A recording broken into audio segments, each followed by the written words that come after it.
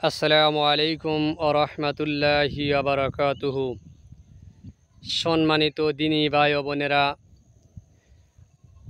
মহান আল্লাহ পাকের কাছে হাজারো হাজারো শুকরিয়া যে মহান রব্বুল আলামিন আমাদেরকে পবিত্র ধর্ম ইসলামের উপরে সৃষ্টি করেছেন। তাই মহান রব্বুল আলামিন পবিত্র কোরআনুল মাজিদে ঘোষণা করে দিয়েছেন, ইয়া আইয়ুহাল্লাযীনা আমানু কু আনফুসাকুম ওয়া আহলিকুম নারা।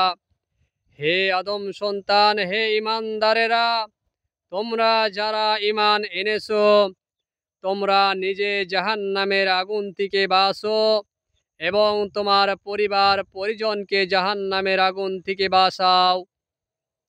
সম্মানিত দিনী ভাই ও বোনেরা, আমরা যেনারা আল্লাহ পাকের হুকুম অনুযায়ী 5 ওয়াক্ত সালাত, 5 ওয়াক্ত নামাজ পড়তে আসি, অনেক সময় দেখা যায় আমাদের ছেলে মেয়েদেরকে নামাজের কথা বলি না, পর্দার কথা বলি না।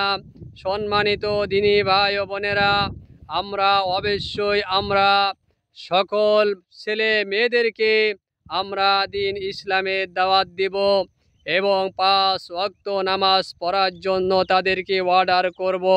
অবশ্যই করতে হবে ইনশাআল্লাহ।